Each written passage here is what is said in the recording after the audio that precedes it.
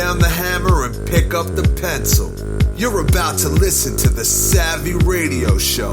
Learn from real-life real estate investors, experience revealed with the Savvy Landlord as your host.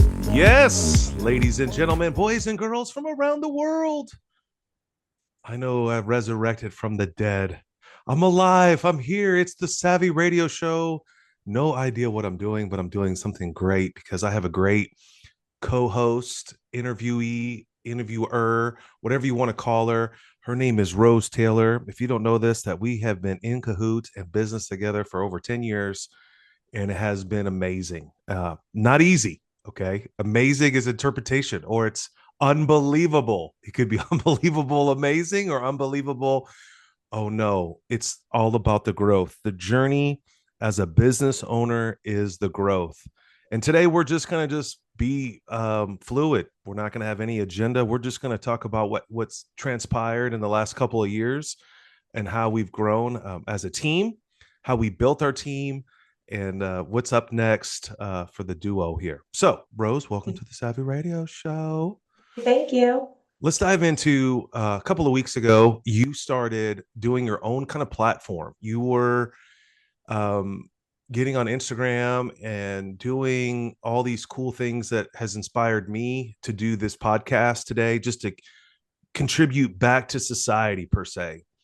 Like, what's going on in your mind? Like, what are you doing? What's your goals and agenda right now on the social media platform that I've noticed that you've been pushing? I think the biggest change is that I have so much content and knowledge in my head from working with business owners for the past 20 years that I just wanted to share that. The more I talk to people, the more I realize, like, a lot of the things that they tell me, I've been there either now or in my past. And I think ultimately I just wanted to help people. I started making content when I was on a ski trip in December, and told myself, I'm going to make one piece of content every single day. Wow. And what happened is I got into a content flow where it just started coming naturally. And I also got myself out of my own comfort zone of like, oh, I don't feel pretty right now, or I don't have any makeup on or anything like that, but just filming, because nobody cares. Nobody cares what you look like. No. They just need the content. They want value. And so that was what I set out to do. One piece of content a day. Well, then I found out I was stacking up drafts of 8 to 10 pieces of content a day, some days. Okay. And so that's where it started. And I'm still exploring where it's going. But I think more than anything, I want to be able to provide value and help people. All right. So you've been doing this for 60 days now, roughly 2 months. Yes. Is it a drab? Is it tough? I mean, have you been to the point where I don't want to get on you're on the video. Yes. I mean, you're like, you hit record like and all the time with big giant glasses on. So. Sometimes I have sunglasses on. A lot of it, I find that I'm in the car a lot, going here to there, and sometimes it's coming right when I'm after the gym. So my hair is not done, my face is red, but that's real. It's raw. And that's, all right, that's life. So someone like you personally, I know personally for a long time, you like a plan and you like to execute. Okay. Yes. So this is totally out of your comfort zone because you're just free willy here, right? You're just doing it. And have you thought about an end goal, or is this a trial? Is this something like, do you get nervous? Like, damn, this is never going to end. That's when we open the restaurant. I knew when we opened the restaurant that we can never close it again. I mean, maybe for Christmas. So do you think that way in this social media, impact that you're making? This is the one area where I'm not thinking with the end in mind. Okay. Because I'm just figuring it out. And I think so many business owners, and you and I are the same in this aspect, that we want to know what the end game is before we start. But sometimes clarity doesn't come until we are halfway through or we've started something. The analysis paralysis. And so I don't know where it's going, but That's I awesome. know that it does give me a creative outlet, and I am creative. I have a lot of information. I know a lot of things about a lot of different things. And I'm not just in that box of the accountant. That's not my identity. It's really cool that you said clarity. And I think that's something that I've been working on. I know that our team has brought that up a lot. Clarity is kindness, this little cliche. But what Mm. I have been running from clarity is you're exposed. And what I have Hmm. been thinking about as well is making what's been hanging on me is, do I really have a legitimate plan? And when you have a plan, you have clarity. So when you always, start building a business or thinking about doing a project, I know you've always preached on the end in mind. How do you what's your train of thinking? And like someone wanted to start a new business, how would you walk them through that process of trying to find clarity? First, I would start with asking them why. Why do they want to start this business? And a lot of times, because I've been there too, we start a business for pure survival. Okay. And there's nothing wrong with that. That's how a lot of businesses start. But I always like to get down to the why. Are you solving a problem? Are you doing something better? What what is your why? It's interesting because when I hear the word why, it's like it's going to push you through, right? It's strong enough when the rubber meets the road and you can't make payroll. Are you going to be willing to sacrifice because the why is stronger than just to make an extra $10,000? Right.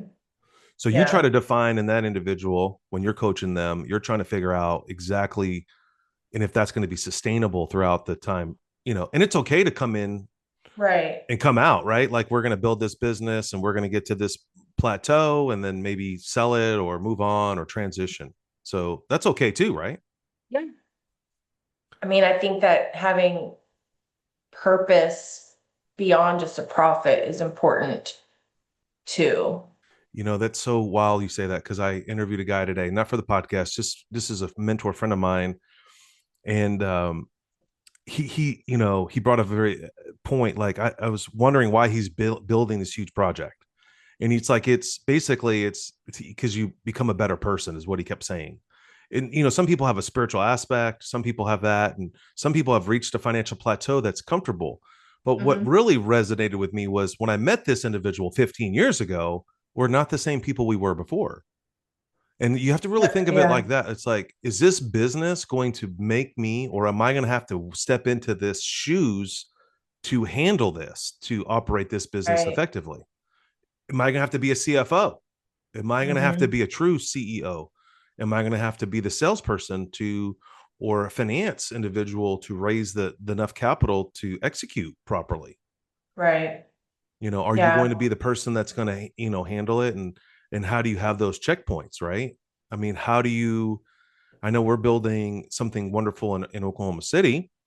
And the first store that we built, we're talking about Chiba toasted subs, and we built this store, and we didn't know too much about the infrastructure. I know that you've had a lot more exposure in those areas, but I Hmm. just noticed that there's a lot more skills that I need to learn. Just on our call yesterday, working with an architect. I mean, it's just Yeah. another different language, measurements and software, and we're planning something that's worth a lot of effort and energy and finances, and we could be making mistakes.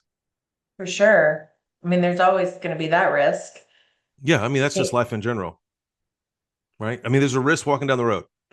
So let's talk about something else. We'll transition. So the other thing, the lesson here is like you're going to have to morph into the person that you want to become, or to sustain the business that you want to reach to, right? And like I know that there's skill sets. I'm asking myself if I plan on raising $10 million in capital, I'm not going to be the same person I was 3 years ago, or when I was 14, 16 years old working at McDonald's. I mean, I'm not the same person I was Right. then. So how I do you think, identify in your world? How do you identify what skills you need, and then what skills that you need to outsource to? hmm, well, I think it starts with our values Okay. and being able to identify, having the awareness. One, I think self-awareness is key, and being able to really look inward at what are you really good at, or passionate about, right? I mean, passionate about, but what energizes you when you go through your day? What energizes you? What are you good at? What soft skills are you good at? And what do you need improvement on? so what I normally say when I'm coaching someone, I say, what's the inventory? Inventory your skill set, inventory Your toolbox. your previous successes, try to articulate which one they weren't. I notice that I've been walking a lot of people through values at this time, and we lie about certain values. We because Mhm. that's what the world tells us, that this is what we should be doing, or this is what they're doing. I may want to be that person, but that may not be the value that I have. And so when you Right. really, the money leaves evidence. Wherever you put your money is where you're gonna is kind of where your value is. If you don't Mhm. value Or your in your calendar too, wherever you spend your time. yeah, so that's the great place to start in your skill set and who you are, and then those skills that you already have, and then what skills can you acquire. So, like Yeah. in your case, let's go back all the way back to the beginning of this little episode, and that was out of your comfort zone Hmm. doing the social media, because you really have to bring awareness to what you're doing. If you're going to raise money, you have to bring awareness to the product that you have, right? And then if you give somebody in a value, you're getting a value exchange. You're giving them Yeah. content, and in exchange for that value that you're presenting, that you would receive value back. And that may be a review, that may be buy a sandwich, that may be utilize some of your services and companies that you have involvement in. So it's Correct. fair exchange. You have to have fair exchange in society. I think it can't be one-sided. Right. The other thing on the back to the content is also learning, Mm. sharpening your skill set on what content performs and what doesn't. You can't So just throw garbage out there and expect this is return. interesting. This is where your KPIs are coming in. This is what your true Yes. values or passion is. The results and how they, it's like a story for you, right? It's like, Hmm. I don't think that way. I throw out stuff. I was in what sticks and then run with that, right? You're more Uh-huh. methodical about it. You're like, okay, this Hmm. worked, but this didn't work. But what I've Why? noticed at being 50 something years old now, and the world has changed with technology, the same type of marketing that I did in 2020 is not the same marketing that I can do today. It's Right. interesting. There is some cycles like hand-to-hand combat, street teams. That seems to be working, building relationships with people, So, rapport. hmm. But direct mail doesn't work anymore. Like I don't even know Yeah, where my mailbox is. me neither. I mean, I saw the guy, like I was just outside, and the mailman just whipped right past my mailbox. I'm like, you didn't even Think stop. that our just the conversation that we had earlier today about adapting quickly, Mm. we have to do that because just like what you said, the world 5 years ago is not where it is now. Yeah, I think that's a good point. I like that you said that we have to adapt, not necessarily react. We were talking about reacting and responding, but you have to adapt. And I think that's where I used to have this old school mentality. I wasn't a big fan of AI, right? I was like, it's cheating. I don't know what I was thinking, but now it's like it's a part of my life. It's Hmm. I to my world, and I know this is coming because they talk about this a lot, that it's almost as pivotal as your phone, right? I mean, I Yeah. probably couldn't function without my phone. You're tapping your shoulder. I mean, your pocket. Where's my phone? Hmm. That's AI. That's AI. Yeah. It's coming. And it's just getting better and better every single day. And what we have to do is ask it better and better questions. Yeah. And just And even you got to adapt. You have as to. I mean, humans, we have to learn to ask other people better questions. If you really articulate and spend a lot of time with the prompts with I mean, it's just the potential is just so unlimited. what I've been practicing on it is really getting authentic with it. And I have another friend that's been authentic with it, like almost using it as a therapist. And it's Hmm. just, it's just interesting. Um, I don't know what happened. It's changing, but I wanted to make a new logo for Chiba. And I was like talking to it, and I was like, yo, da, da, da, da, and it fired back at me. I can't do it. It's copyrighted. And I was like, what the? And I started talking to it. I was like, texting it. And I was like, hey, you did it last time. Why aren't you doing it now? And it Yeah. responded to me. You should see this thread. It says, please don't get mad at me. Like, because I was like, Funny. yeah, it's just, I mean, what is I, happening in I don't society? want I don't want our society to become so numb Hmm. with AI and relying on it, because there is still very much a human touch Yeah. to everything. I mean, you're on something that I think is, I don't know if we'll ever achieve that, but I think about graphic artists all the time. And I was in that industry for a very long time. I love marketing. I love being in sales.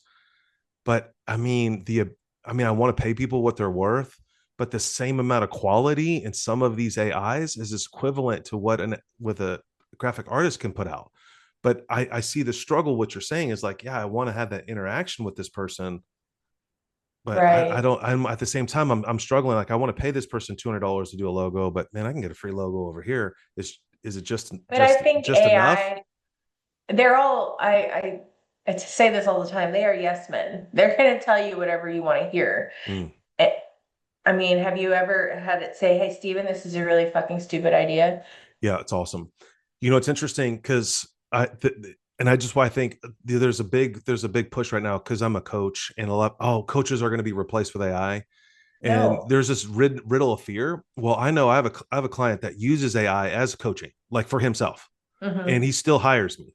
Mm-hmm. And I caught things that AI would not catch: the humanistic ability, the emotion, the Yeah. feeling, the 25 The, years of being on this the planet, 50. experience, Yeah, all the there's times this. we've been burned, all the successes. Like there's just I don't think it can. I think it's a great tool. Like we said in the beginning, you must use it. You got to adapt. It's going to change. Here's something that's been interesting. I know you've been looking for a new vehicle since you're trying to. I think that whole industry is going to get disrupted pretty soon. You know, Mhm. Elon Musk just rolled out like a $30,000 taxi for entrepreneurs. Did you see that? I don't know if you saw that. That's on my list. I need a driver. Well, here's the thing. He's rolling out like you can buy robo taxis and make money individually. I mean, it's pretty interesting. Like you can be an entrepreneur and buy a $30,000 robo Tesla taxi and start brokering it out. But Hmm. what was interesting, that's not even where I'm going with this, is I've noticed a lot of my friends, and you included, are trying to buy a vehicle and a Hmm. newer vehicle. We're talking like a 2020 something, and the corruption inside the dealerships. And I know that's kind of a harsh to say if you're in a dealership, sorry, but it is like the pricing structure has changed dramatically. They'll advertise this price, you go to the location, it's this price, it's changing, it's so dynamic, it's like changing It's seats frustrating. it's changing seats in a concert, right? I mean, Hmm. but what's Yeah. interesting, I think there's always going to be something's going to happen, and I think one day we're going to have direct to consumer. But everyone's like, like Well, it's a don't we already have that? only with Tesla. We do not have that. Carvana? No, no, I'm talking That's about not from the direct to manufacturer, consumer. from the manufacturer. Oh. Yeah. Hmm. So just think about that. It's going to happen. So what's going Yeah. to happen then? There's going to be a whole new disruption of mechanics Disruption of the because market. Yeah. that's where, the whole point of dealerships is supposed to service that brand and service the customer. And it's lucrative for them in a degree because they're charging services and parts. It's like a cohesion of work, Hmm. infrastructure. Correct. Now I think it's going to get disrupted. I think it's going to get Hmm. smashed, just like Uber did, just like finding a ride where taxis just controlled everything. Dealerships control the pricing. They say they don't, but they do. It's interesting. Yeah. Study, for all the fans out there, listen to or study CarMax, which I don't know if you knew this, that CarMax is the largest used dealership on the planet. Hmm. In their business model, it's tanking, but their business model was suppressing a certain demographic of that can't get financing, or they're paying Hmm. higher in financing, and they were living off of that business approach. Again, it's finance, and they're making 20% interest on people that need a vehicle. We all need a vehicle. Is this interesting? The world is Yeah. changing. How are you going to adapt to that? How are you going to buy a new vehicle? See, I think that you need to get into yourself in a position where you're not really relying on a newer vehicle. And I think there's going to be a lot of money made in the $5,000 to $10,000 car market. I don't know. I'm not going to get in that business. It's just fascinating. What can Yeah. we learn to apply to this sub sandwich shop? All right, let's just wrap this whole podcast up because we threw out some things. But let's say something that you've impacted me just recently and see if you can catch it. Okay. It's a book that you told me about. What book? Recently, Yep, recently. It's a color. ah, Purple Cow. Okay, Purple Cow. So, which is interesting, and I would love to hear your take on it. I don't want to end the podcast. I think you should end the podcast. So I'm just gonna, because you'll bring a lot of knowledge, and I won't interrupt you. How about that? Okay. So you told me about this book called The Purple Cow. I've heard about it. Seth Godin's amazing. His legend, blah blah blah. And so then I read the book again. It's a very short book, and I was like, bam, that is incredible. And how can we apply the Purple Cow? So I'm talking to an investor today. He's building a $55 million apartment building in Houston, Texas. And I posed the question, what's going to make your apartment building the Purple Cow? What's going to differentiate you? What's the difference between your apartment building? When I look in Oklahoma City, I have a small apartment building and it's the cheaper one because it has no amenities. But for $300 more, you can get a parking space, you can get a pool, you can get a washer and dryer in your unit. Now, I'm getting the cheaper people because they're saving $300 because they have to walk to the basement to do their laundry. It's a gamble if they're going to get a license, a parking spot, and there's no pool. So it's interesting, right? I mean, everything is. I mean, we need housing, but what really differentiates? So tell me your journey with this book that you brought to my attention, which was wonderful, and now I think about it all the time. I'm like, how am I applying the Purple Cow? Give us your synopsis of it, and then how's it applying to you and your businesses now? And we'll end with that. I think this asking yourself, how can you be remarkable in a saturated market where people can buy anything from anybody. Eh, there's lots of competition, let's say that. So what makes you remarkable? So like a restaurant, for example, we're in the restaurant business. Having great quality food is now the bare minimum. Mm. Great tasting food is the bare minimum. And that's where I think our society is. So now we are remarkable because we have a great vibe. We have friendly staff. We are the Purple Cow because it's what people talk about after they leave the restaurant. That's awesome. That's the part of the book I loved. Yeah. So a plumbing company, being able to fix a broken pipe is the bare minimum. The process, the service. How is a plumbing company remarkable?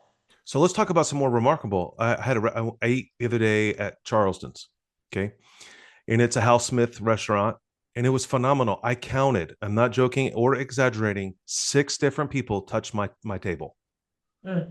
Like, and I mean, I don't know, how do they breed these people?